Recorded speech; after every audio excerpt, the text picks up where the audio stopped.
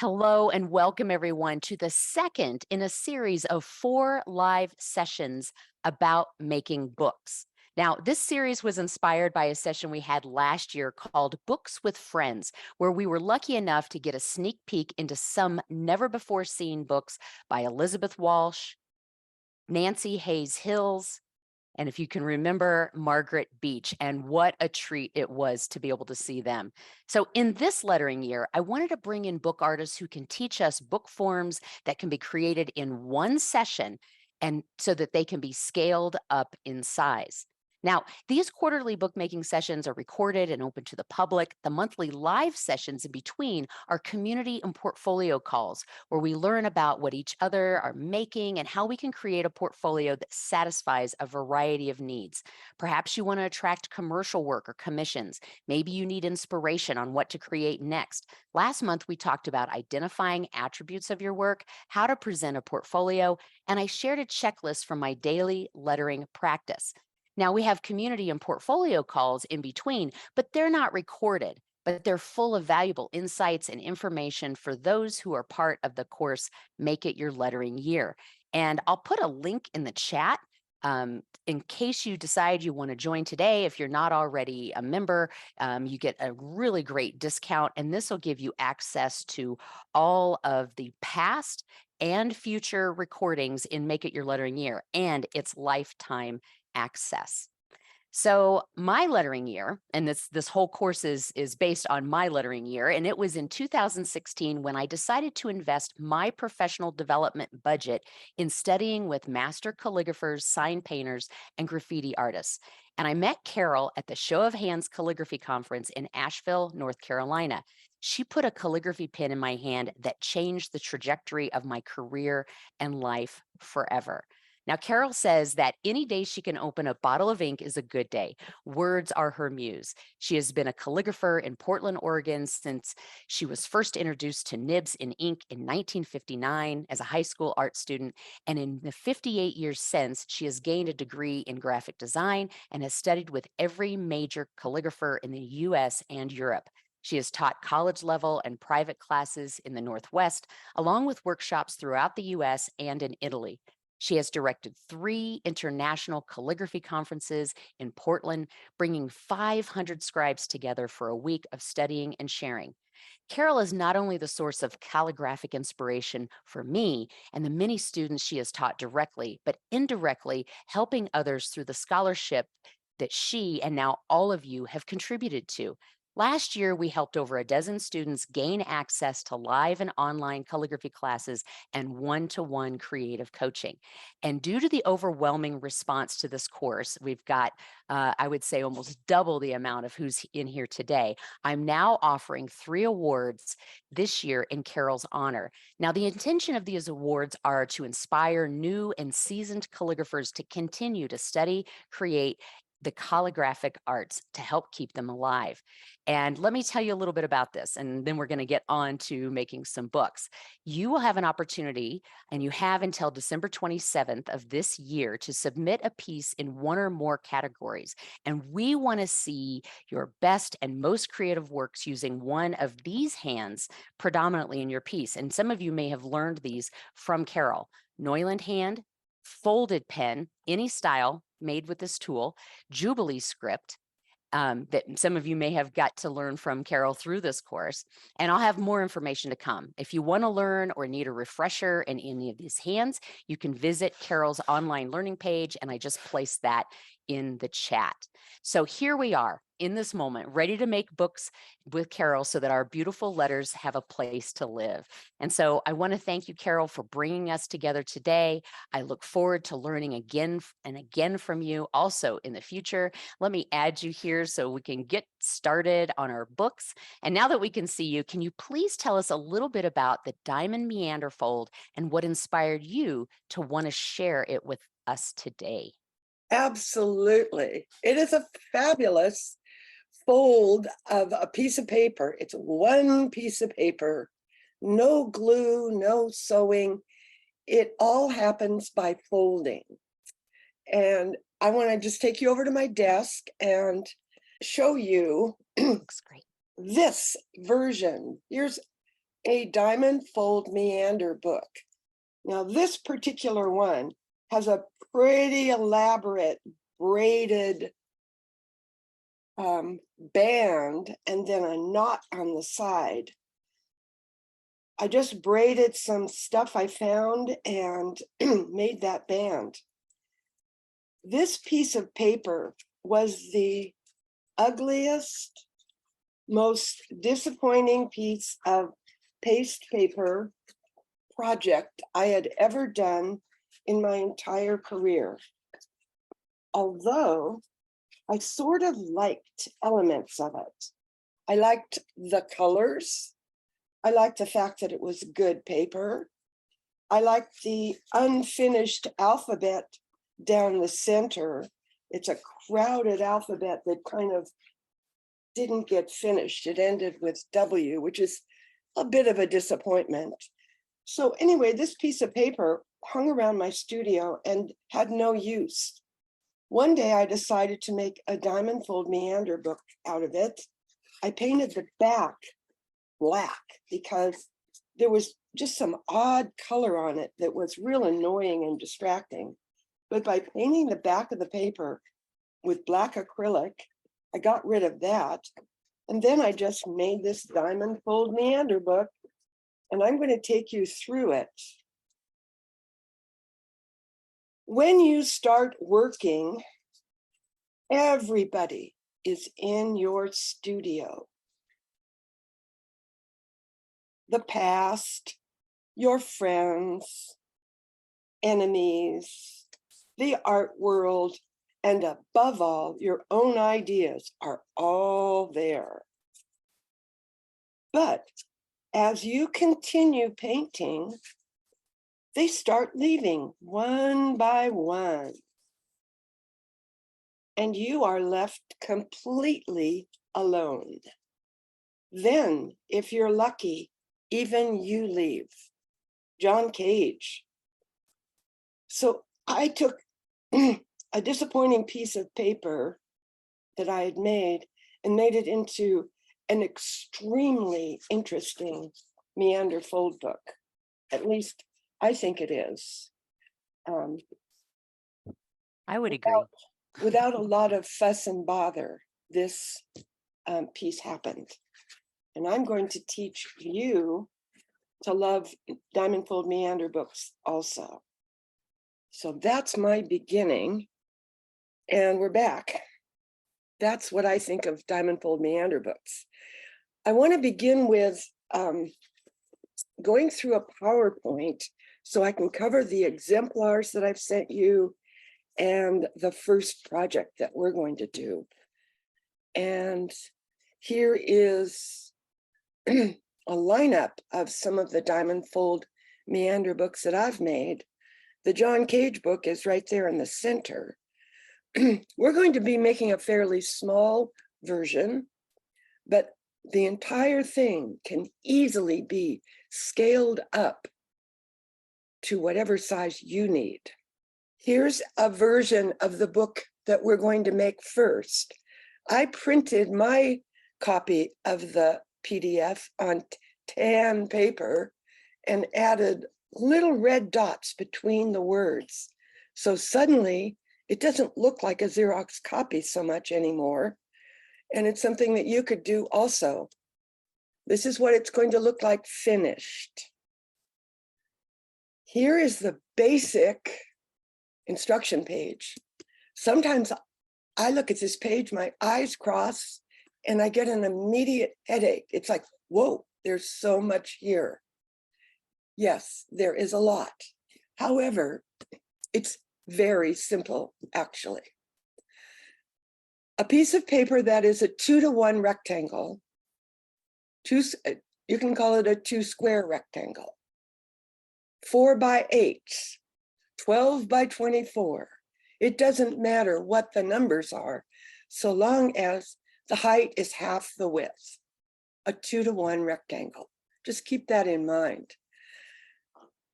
Solid lines are mountain folds, diagonals are dotted lines, and heavy solid lines are cuts. Any content is on the other side, we'll fold with the blank side up. And then the assembly I'll talk about after a bit. Here on page 2 is a diagram if you wanted to place text page by page by page, and we'll look at examples of mine that are done this way. And you can just know that you have this plan already. Here's the page we're going to fold, and your job is to trim on the gray lines so that you have that rectangle all cut out. And then we're going to fold it. Heather put together this wonderful, very well made, gosh, I forgot what we call this, double helix. Yeah, I think it's the infinity loop. And Okay. these are just the guidelines. Yeah. It's what I used to, write the text in our model book.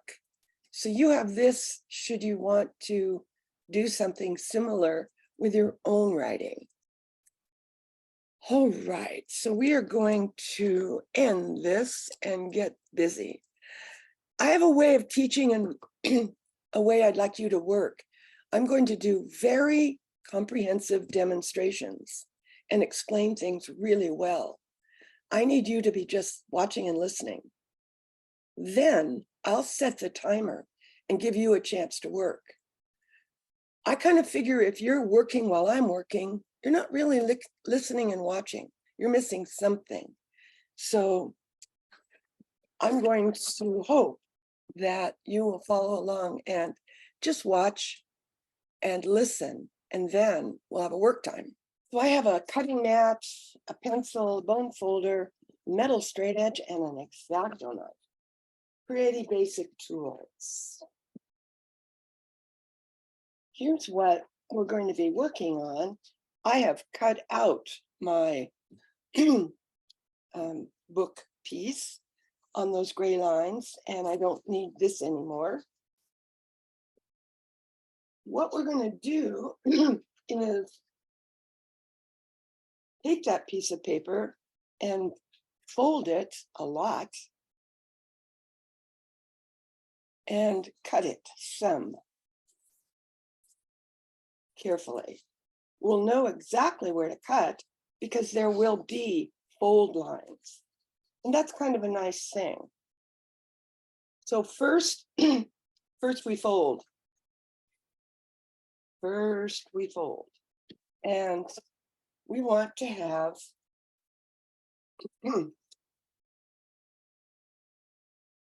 valley folds on the 4 folds on the long edge and the 8 folds on the short edge.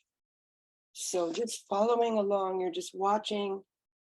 I'm going to create a valley fold by folding this page in half. And then up to the center, and we'll get another valley fold. If I turn it, I will get another valley fold. I always do the long folds first. Next, valley folds, there'll be 8 of them.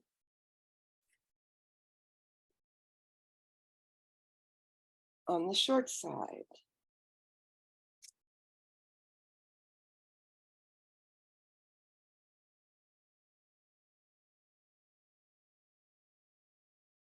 Okay, so I need to change that valley to a mountain to go up to the center.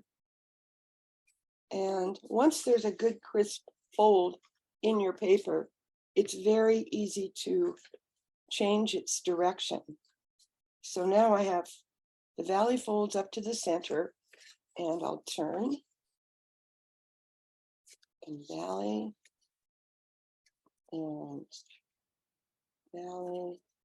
And yes, I should be using my bone folder, but this paper is basically so thin and happy to crease that I'm not needing to, I'm just using my fingers.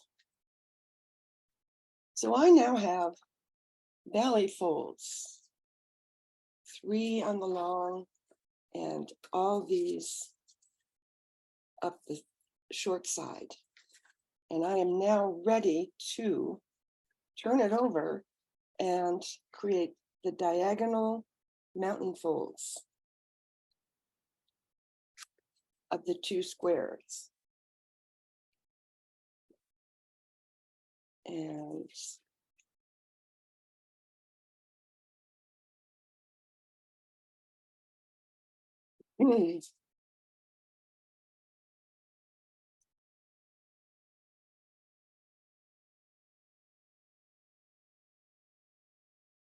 okay.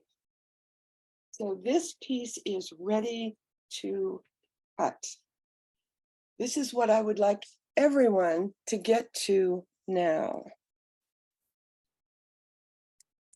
I'm going to set my timer for 7 minutes and give you a chance to really do a nice job folding, and then we'll move on. Okay, I'm starting the 7-minute timer, and that's going to give everyone a chance to carefully fold. Folds are tough to show here on my desk, so I'm going to try. Well, I appreciate you giving us the time to catch up. This was, I think, just enough for us to do and to see. And then Highlighting this is showing the folds, I think. there we go. Okay. Okay.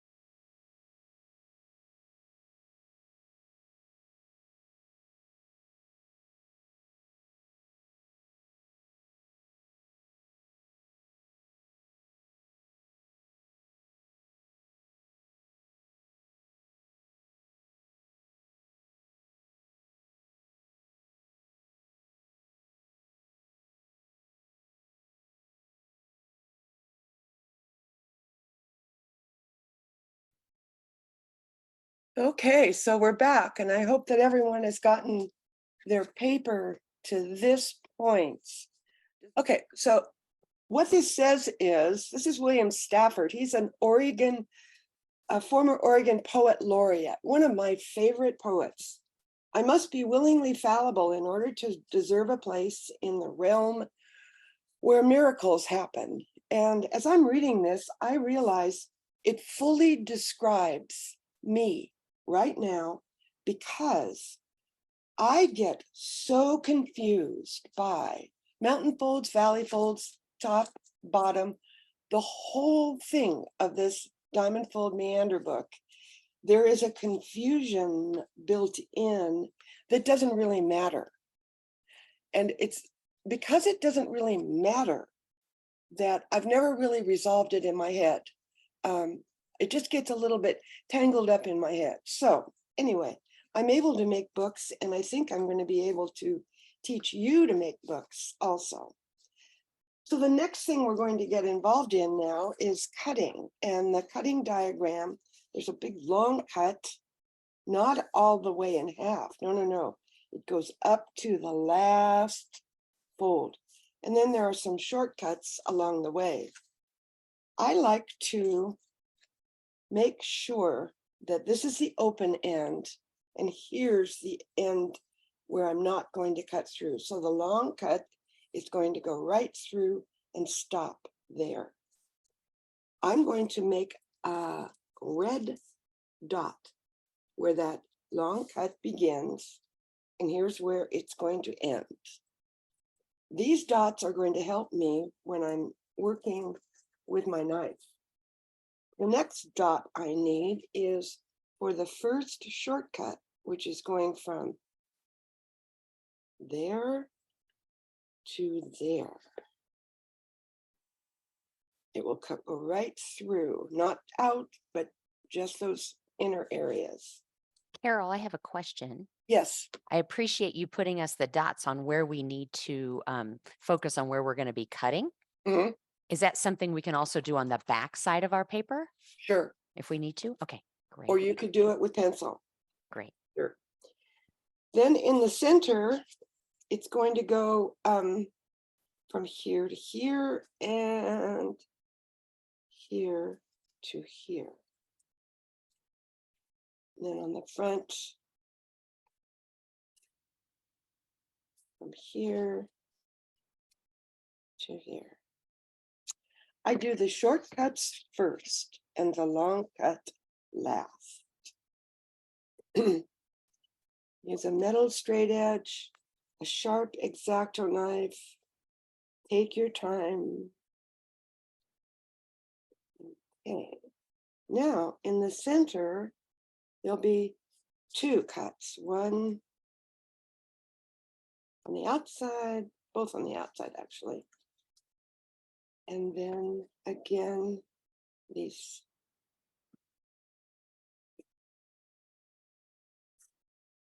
Okay, so those are cut and ready. And I need to just do the long cut through the center. And I like to do that last.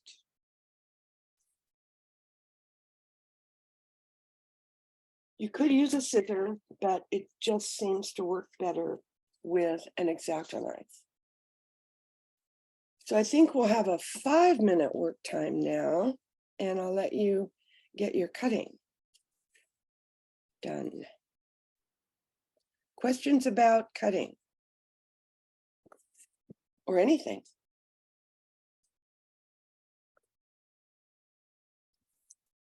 No? All right. Carol, Yes. I had a quick question. Sorry, I couldn't get to the unmute. Just to clarify on those short folds, they're all valley folds. They don't change to mountain folds, or they do? Thought I heard something about that.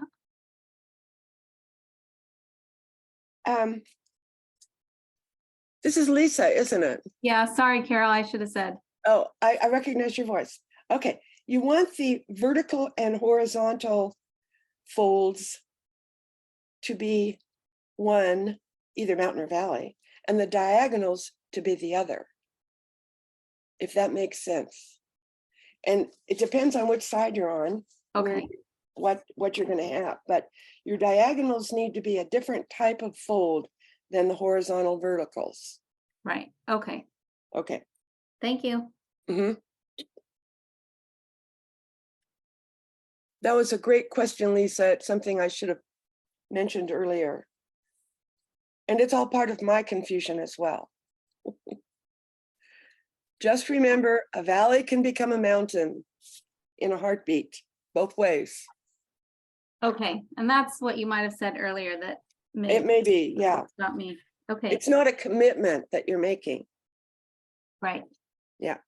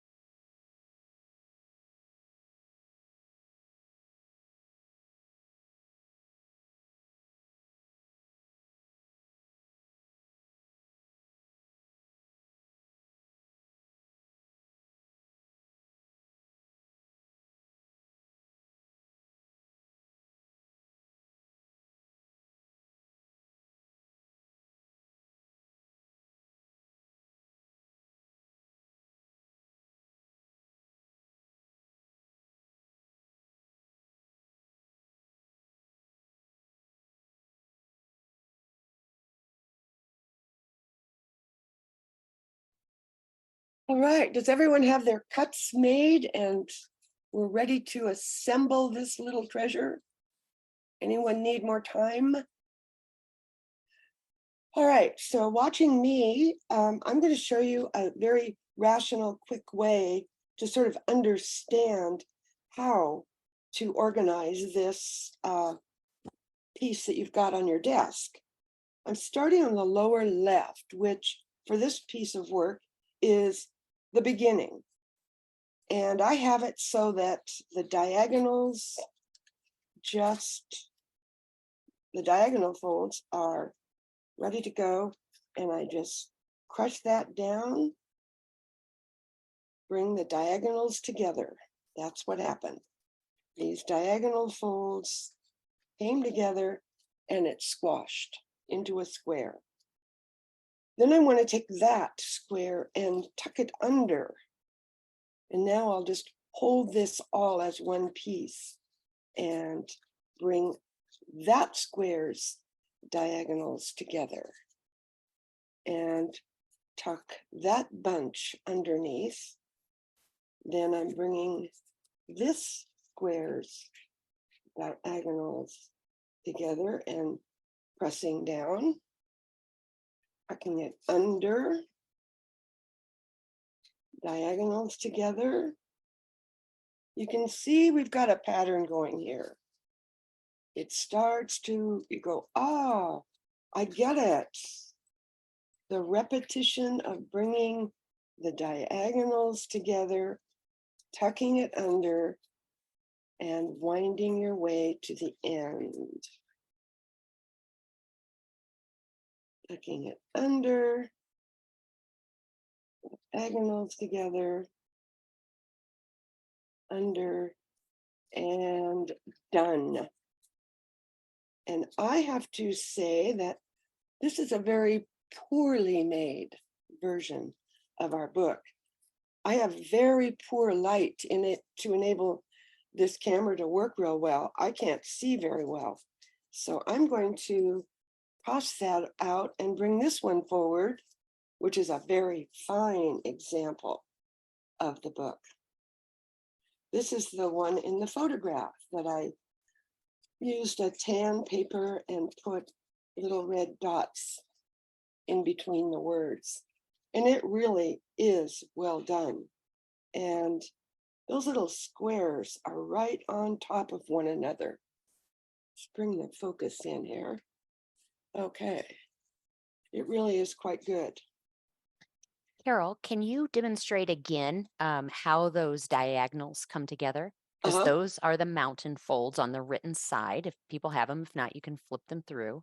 Yeah. Yeah, thank you. So if I were to flatten this one, it never will go, oh, totally flat again, but I can sort of flatten it. Okay. Bringing these diagonal folds together and plop. Tuck it under, diagonal folds, tuck it under, diagonal folds. This piece of paper is so well trained. It knows what I want it to do. I hope this is answering the question. Freddie, is that answering your question? Not really. When you bring the diagonals together, can you go slow? I will go slow, Freddie. Thank you.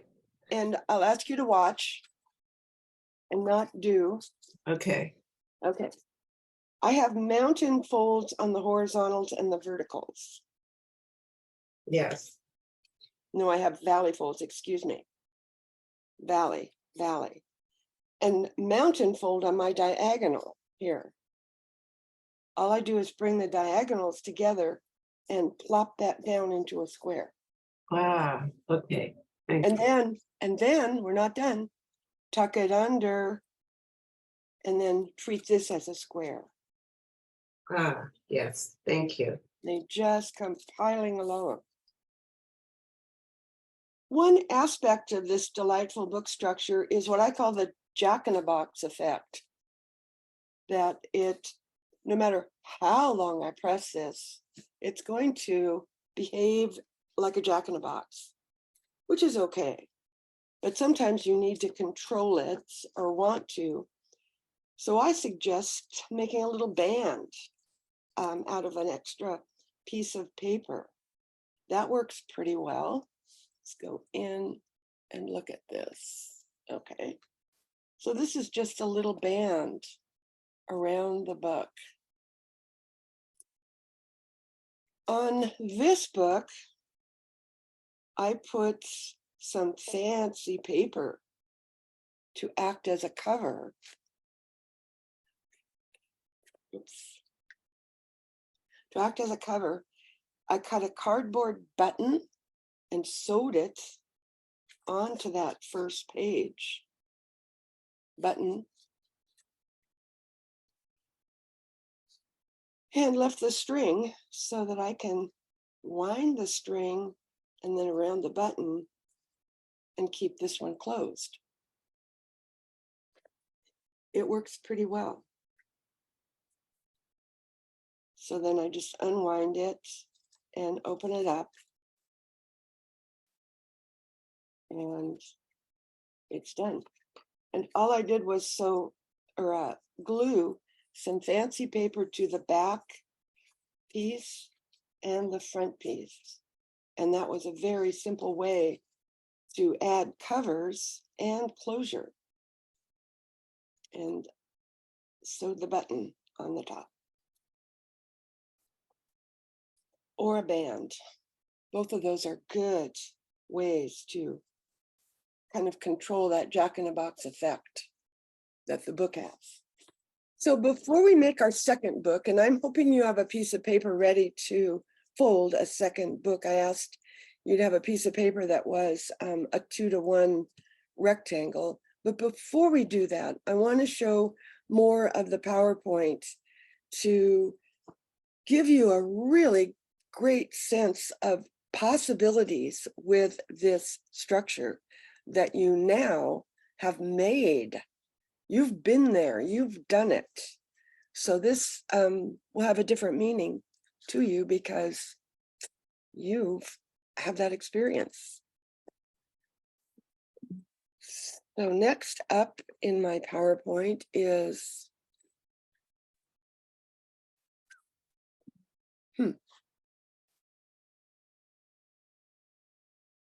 this book. This is done on craft paper. And it's a poem by Ronald Wallace called Blessings. And I decided to do this book where I would write on the specific pages. And the pages are the squares in your book that don't have a diagonal fold. And they're indicated on that piece of paper in your exemplars where I had the number of pages, page 1, page 2, where I was talking about paginating. So I paginated the text for this book. And so you read it page by page by page as it goes through.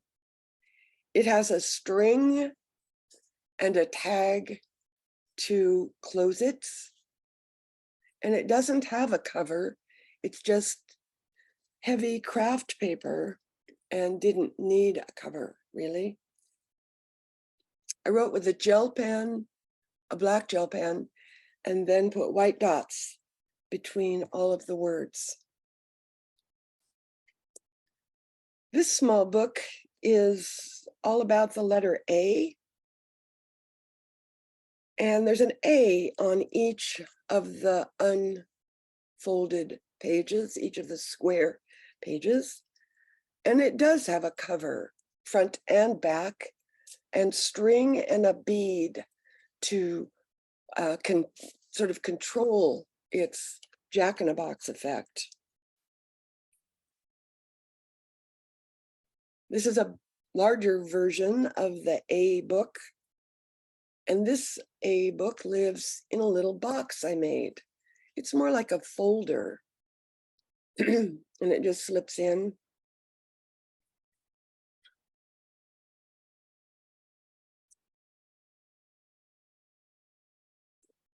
This is my son and a book I gave him when he turned 40.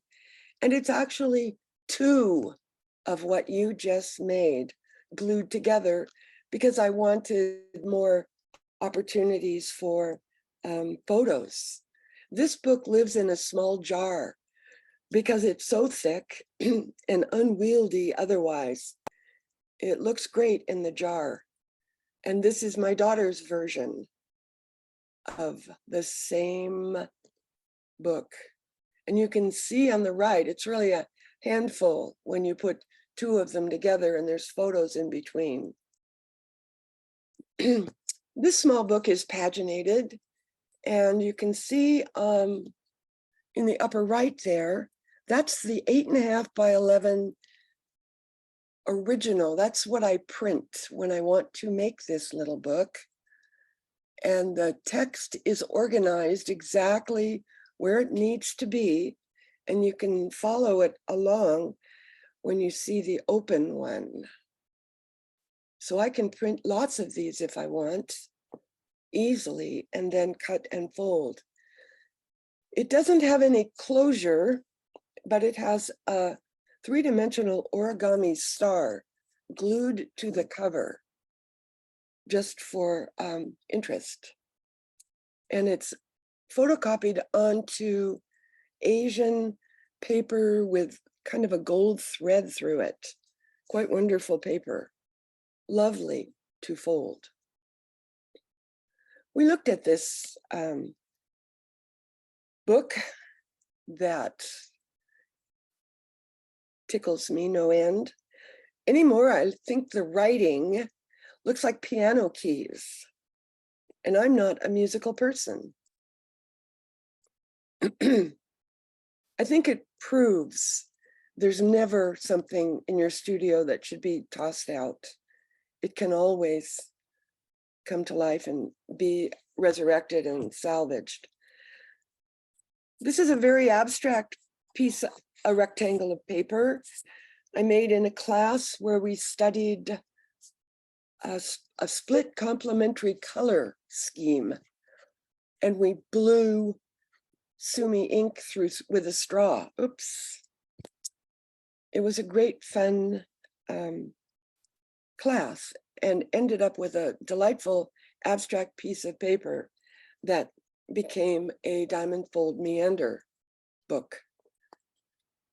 I wrote on the black that seemed to wind its way through pretty much the whole book.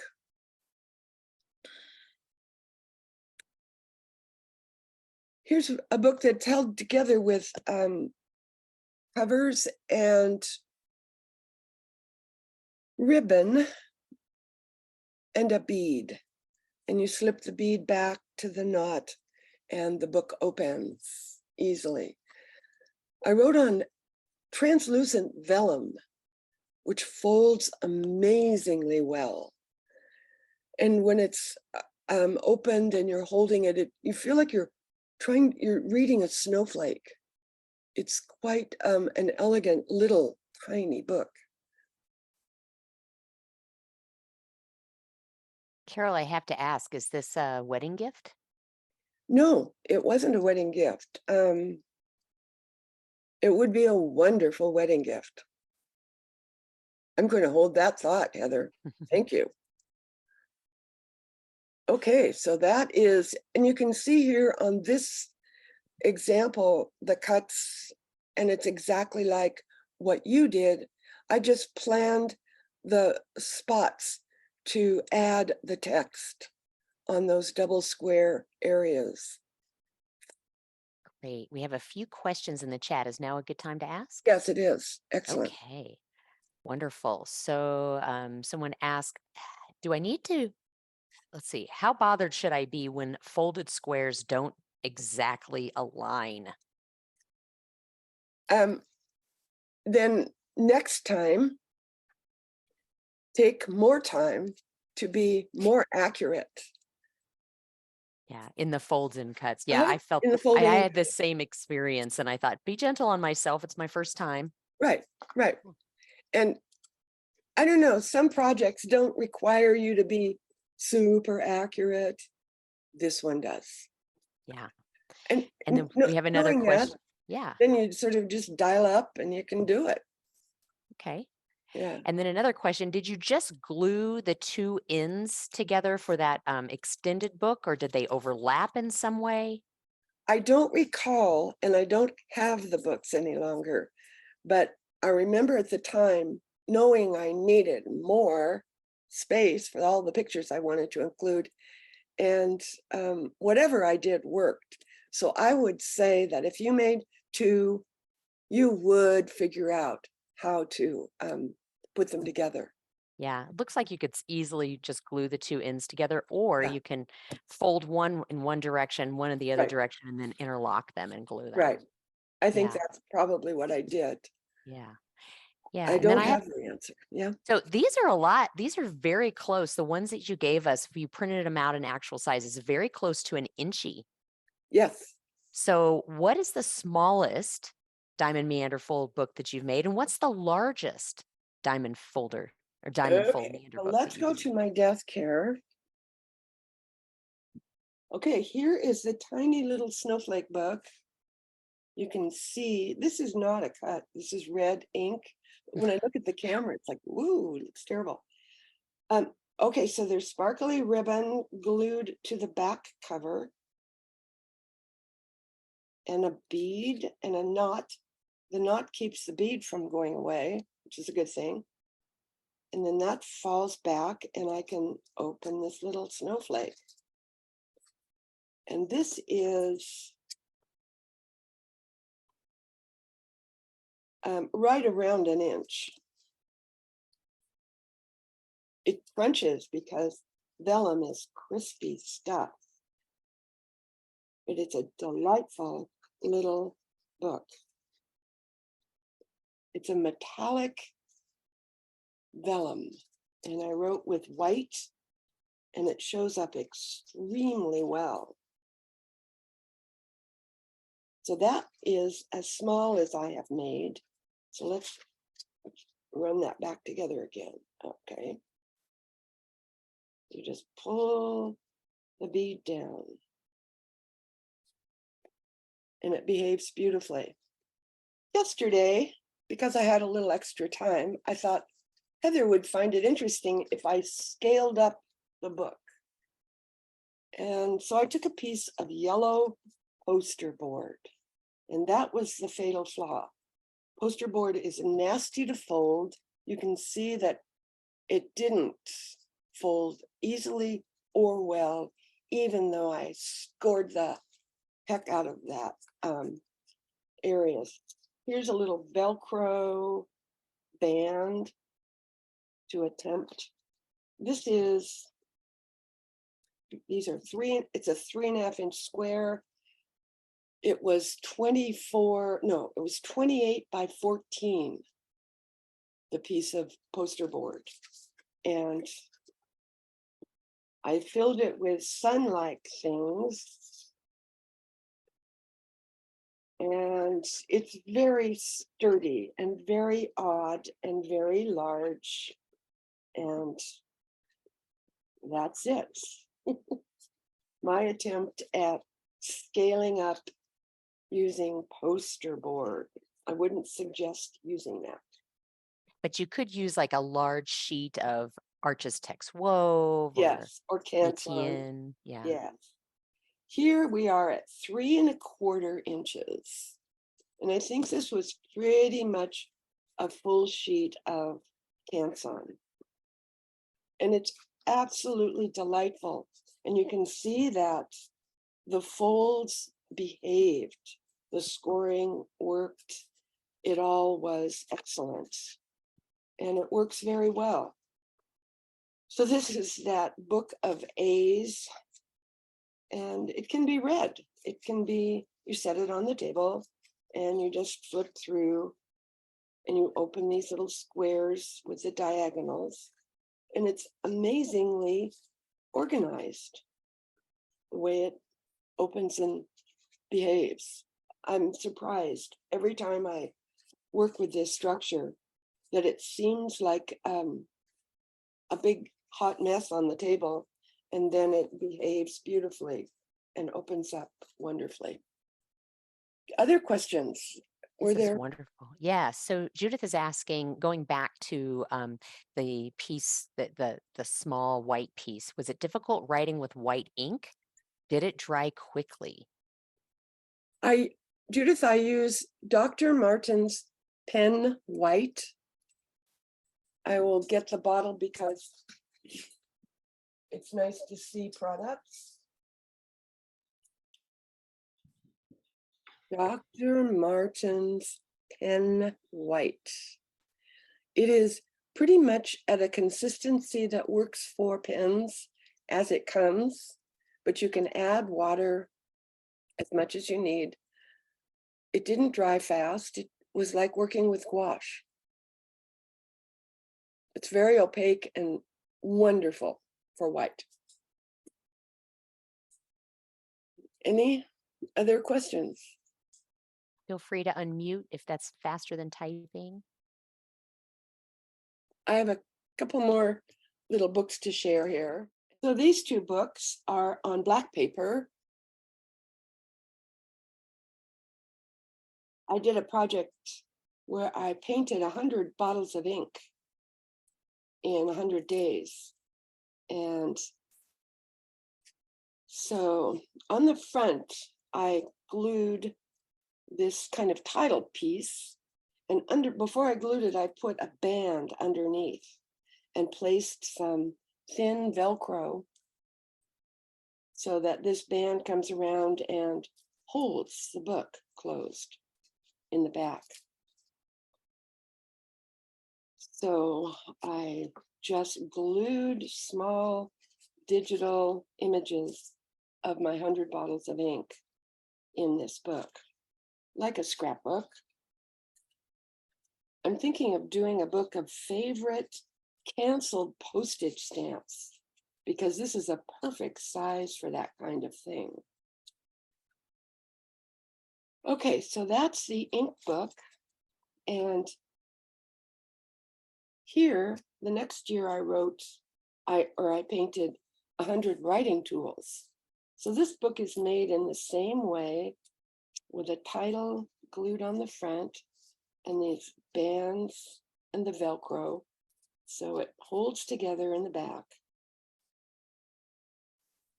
And are the bands made out of the same paper? Yes. Excellent. And this then, is yeah. thin Velcro that you can get on Amazon. I call it paper Velcro, but it's absolutely fabulous. They're little circles. It's extraordinary. And it has sticky on the back, so they're really easy to work with. And they're small, but for small things, they really work well. Carol, my Yes. math is horrible. Can you tell what size you used paper you used for the one up above with your inkwells? Sure. Well, all we have to do is ask it to lay down, right? Okay. Whip it into shape. It is 7. Well, if it's 7 inches this way, you know it's 14 the other. Yeah. Yeah. Okay. Okay. Thank you so much. It's never a mystery with this structure because of the rationality of the rectangles. All right. So on this writing tools book, it's the same as the ink book, but different. You will notice, whoa, where's the stuff? Huh? It's on the outside. So you can have your content on the inside or the outside. It's your choice. There is no best involved here. There's what you think works. And I just decided to do these 2 books to show that the difference. If you're doing it on the outside, you are going up the other side that we didn't. No. All I have to do is get this baby to lay down. Okay. And Carol, because your originals were so much bigger, did you have this book in mind, or do you just primarily work a lot in squares and then you were able to apply what you had done to this book later on? Right? So you shrunk them down, printed them out. Yeah, I did. Yeah. The actual original pens are in another book, and each page has a pen on it. Wow. The original watercolors, and the original ink watercolors are 2 inches by 2 inches, and they're in a big poster framed. Mm-hmm. So these are just, small digital images of the actual things. But I do work in squares a lot. And this book is square. Definitely. So outside and inside. And I suggest at some point, all of you make 2 models, one outside, one inside, so that you have the experience of doing it. And then you can decide when you're doing a project, is this an outside or an inside?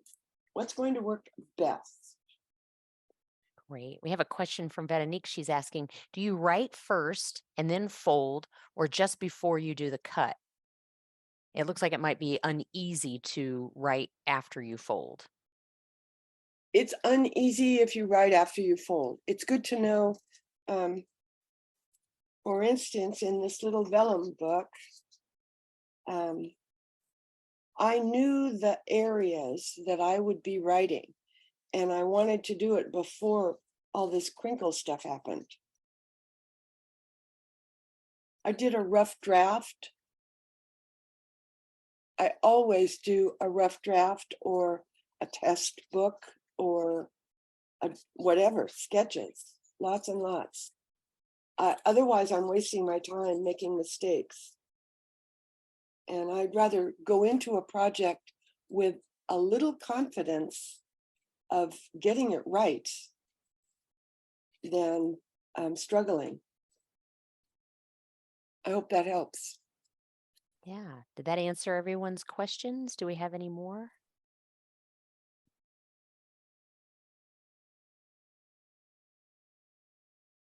All right. Carol, So we can, yeah. what? I was just going to say, we know that you're very determined and you get time in your studio every day, but I just have to ask, what kept you going for this 100-day project? Because some of us have started and never finished. How did you keep going? I loved it so much, Heather. I did it 2 years. It's just one of the coolest things I've ever done. And I just was charmed, completely engaged. I love it. It's made for me. Great. And I do work in my studio probably every day. Some days I would do 5 ink bottles or 6 writing tools. And then, I'd be caught up for a week. But Great. I wanted the finish. I wanted the 100 things so much that it kept me going. Excellent. Well, very There was a inspiring. carrot. Yeah. Yeah. Okay. So is it amazing how easily that wads itself up? I Yes. think it is. If you don't have a book press, I don't. Find a brick, a big heavy brick, and wrap it in craft paper as though you're going to mail it to a friend. Cover all the seams because bricks are dirty. And then you have a book press. Let's make another book. Command, Shift, and all right. So now I'd like you to grab your paper that you're going to make the next book, but first watch me because I'm going to do that. I think you now know that accuracy isn't sort of important. It's really important. It's an Asian metallic paper with wonderful, looks like sandhill cranes printed on it. It's really gorgeous. And then it's white on the other side. So off we go here to make another book.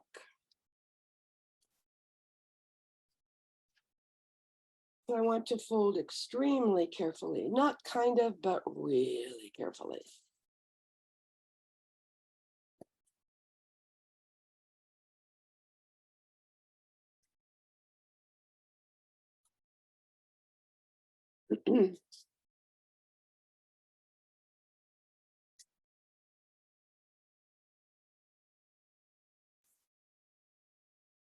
Yeah.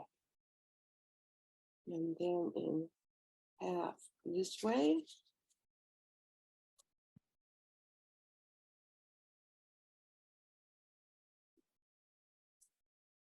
This way. I'm going to do this differently. So I folded this section in half. I'm going to turn it and fold this section in F. Then while I'm here, I'll go ahead and bring this one up. And to get the valley fold here, I take the edge up to the half that I made in the upper square. Did And you then- do that because then that way you didn't have to reverse the fold in the middle like we Right. did before? I didn't have to reverse the fold, Great pro tip. right? And I will do it on the other side too. Yep, up to the 3/4 place. Okay, so I have all of my valley grid folds, short and long length. And now I want diagonals.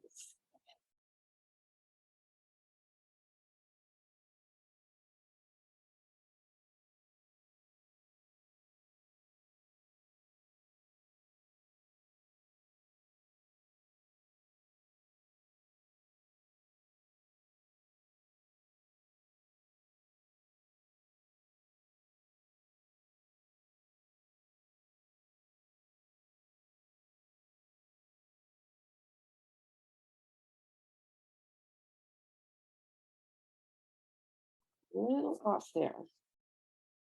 Something is slightly wonky. Yeah. Let's fix that. Yay. Okay.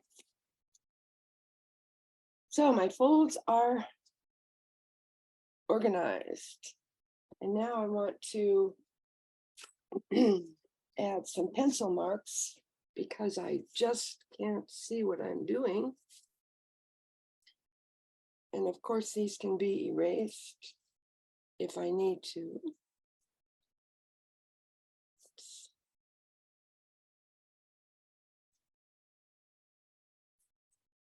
And refer to your diagram anytime you're confused. For me, it's almost always.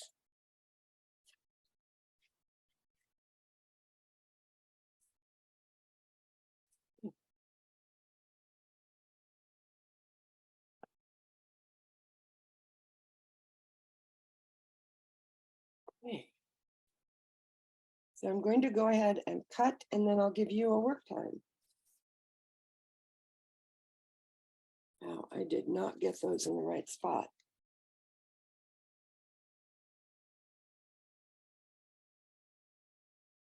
I hope that where you're working it is well lit and you are able to see easily. And Carol, I noticed that you folded the paper up so you can get your ruler right up to it. Yeah, so I'm not able to see well at my desk. I know it looks like I should be able to, but I'm not.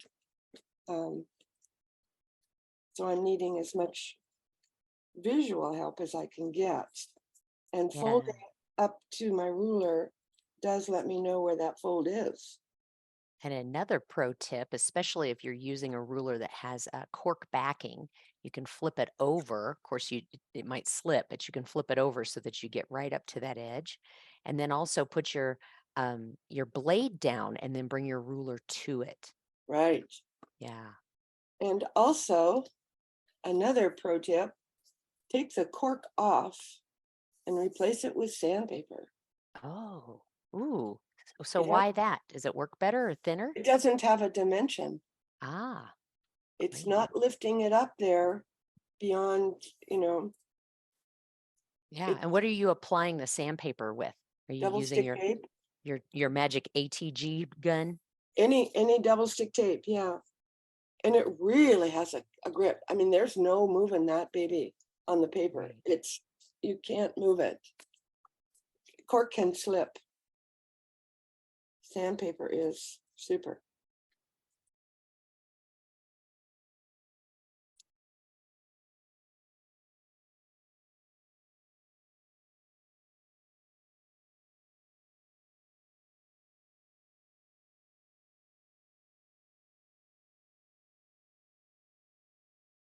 Wow. It is a rough go with not seeing well.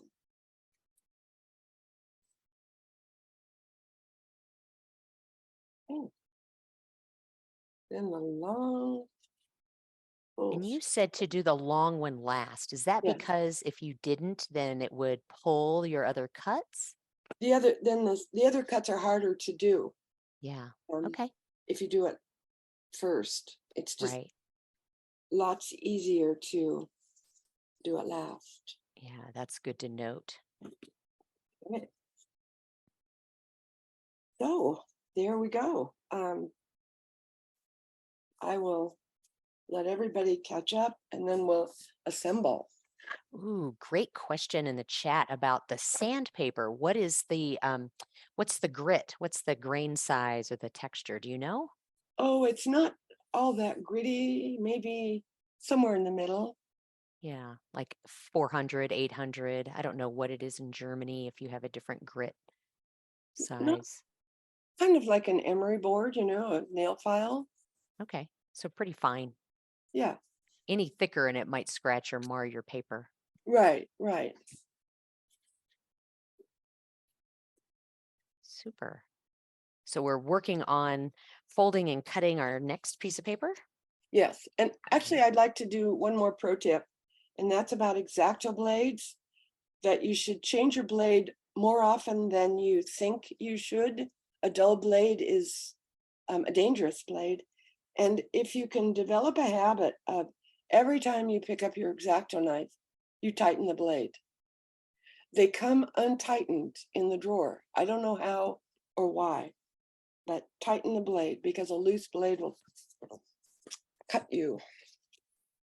Okay, now, I just want to reiterate how important it is to have that sharp blade because the very first cut that I made, it tore instead of cut. yeah, So and yes. you're worth it. You're worth a fresh blade. Always, every single time.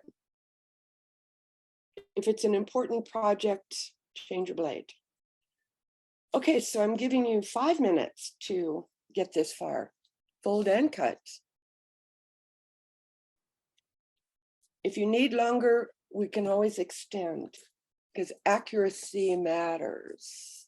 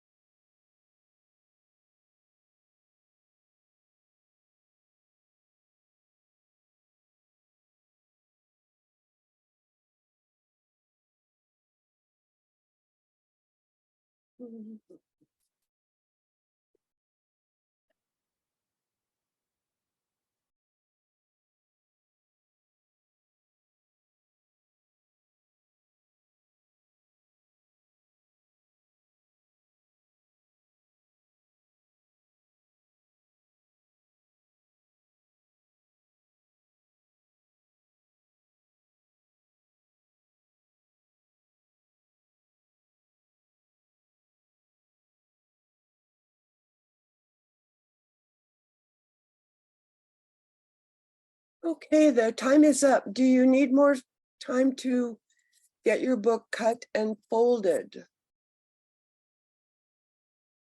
Anyone?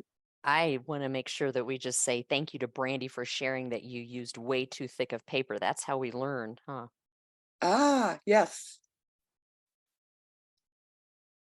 Brandy, was it bad like the poster board I experienced yesterday? Absolutely, and really crunchy folds. I only got Yeah, two folds in until I threw it to the side. yeah. There's a limit to the weight that this is appropriate for, indeed. And in working large, it may be a little easier, but getting small, right, definitely has an Well, impact too. the working large with the poster board was just a nightmare. Yeah. So I haven't found anything that works very heavy. Okay, so I will assemble this book and we'll get moving. So this book wants to assemble with the lovely birds on the outside. If I needed it to be lovely birds on the inside, I would reverse all the folds. But it's doing what it needs to do at the moment. Oops.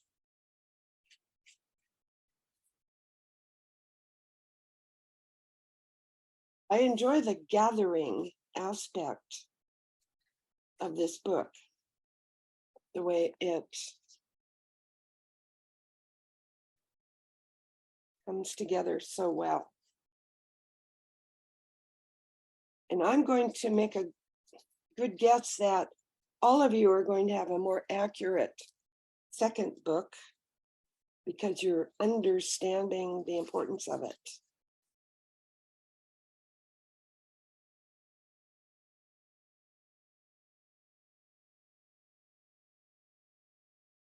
And this book is a done deal. It is together and looking quite good. This could be a book of thoughts on the inside I could write. And then the birds on the outside are the background, sort of. Just want to make sure that we're all in the place where we have finished that second book. I love it. Ann Lou's saying, I'm so impressed by the handout. A beautiful job. Thank you, Carol. She'll be adding this to her folded book making. Uh-oh, Brandy's not quite there yet. I love it. I'm curious what everyone, if anyone plans to do a second project and if they're going to scale up, what they plan to do with it. Please feel Yeah. free to share in the chat what ideas you have. Right. And I have a few more important things to share with you when I feel like I have your full attention. Maybe that's now. Yeah. Any other questions from folks? Feel free to unmute. Yes. Uh-oh, Ann Lou's going to see how far she can go, how small she can go. Oh, okay. Report back, please. It's good to have people out there doing the research. Okay, a couple more things to share with you. Closures are something that I'm kind of interested in.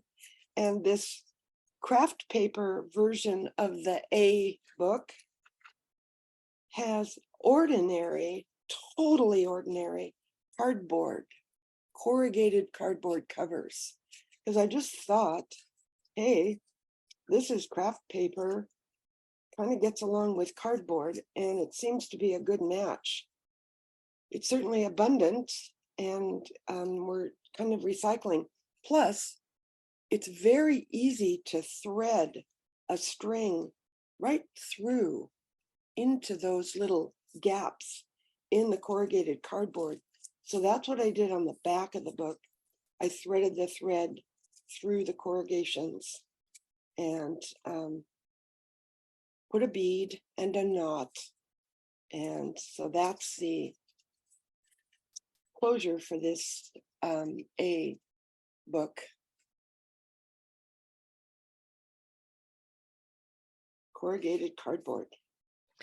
We have a question in the chat from Freddie. Freddie, you were asking what size were the pens and ink books originally? Are you talking about the 100-day project? Yeah, what size were those original artwork, Carol, before you The scanned them original down? artwork for my 100 Days project? No, the original size of the paper.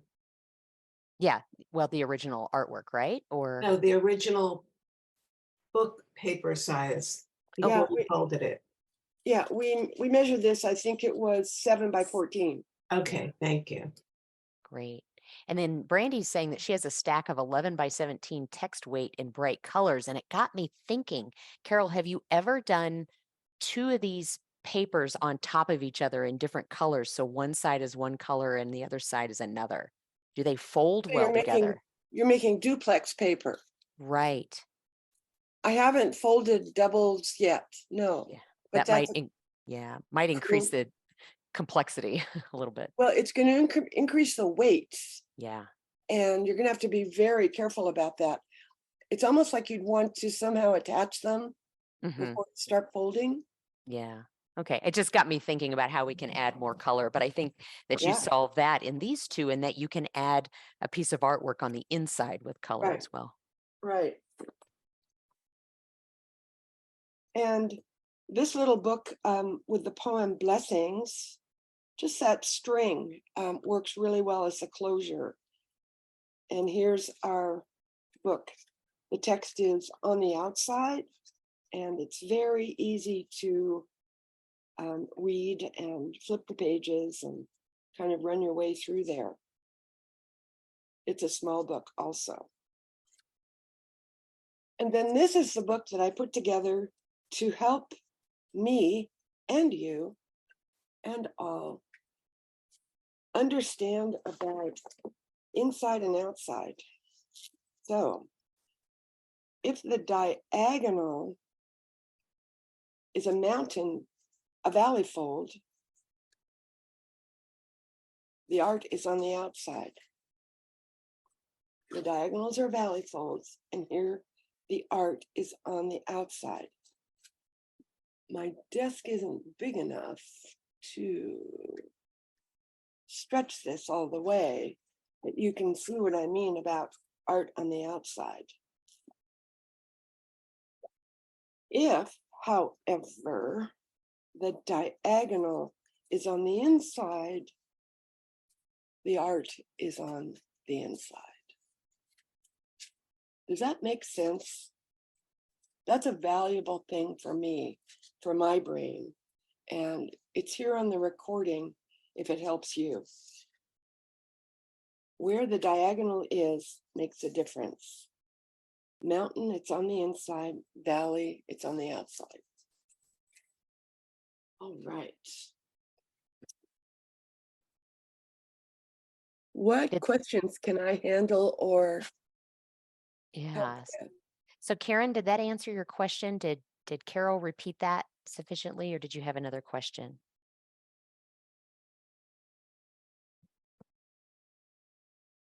Okay, she says perfect. All right. Can I repeat that? Yeah, it sounds like she got it. Okay. Sounds like she understood it. Yeah. Any other questions for Carol? Yes.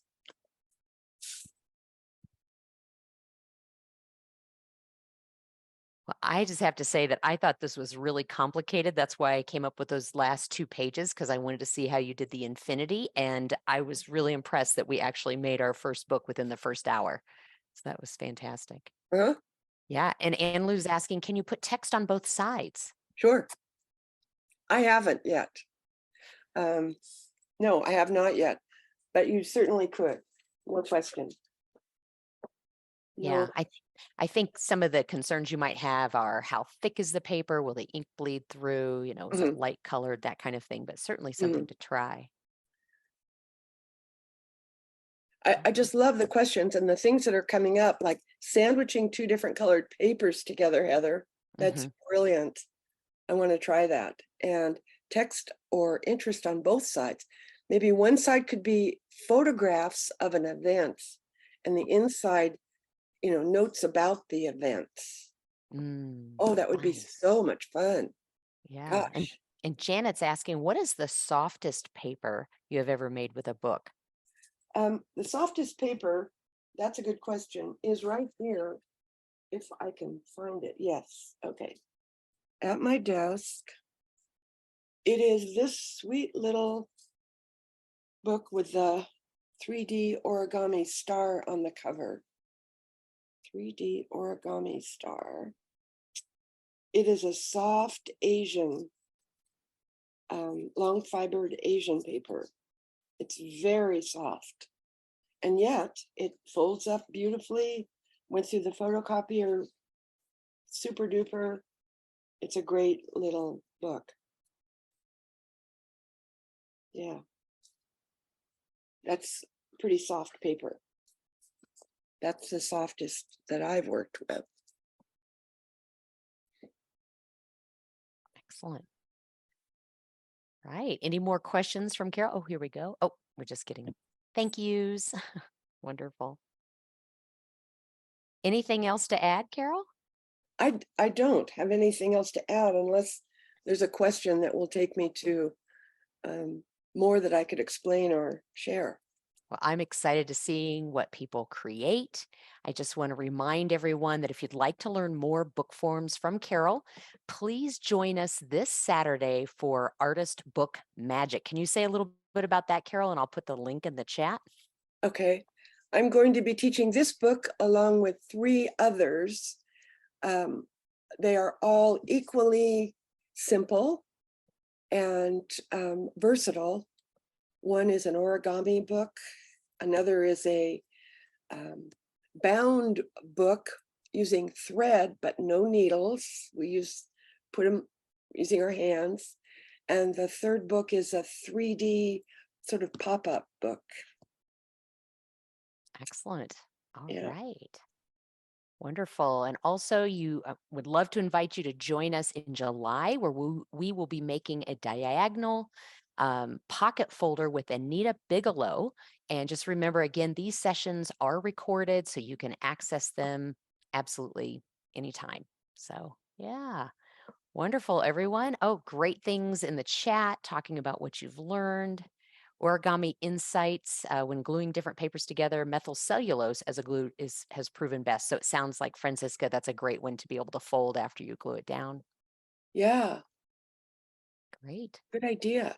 All right. And I want to invite everyone to make your books, photograph your books. Please feel free to post them on Instagram, tag Carol and I, and we'll also have opportunities to share those in the upcoming live sessions. Next month, we're going to have a community call where we're sharing what we're working on. And then after that, we'll have a portfolio call, and maybe you'll end up using your book as a portfolio to show off some of your works that you've created. Okay. Wonderful, everybody. Thank you so much for joining us. We look forward to seeing your books and hopefully lettering with you again soon.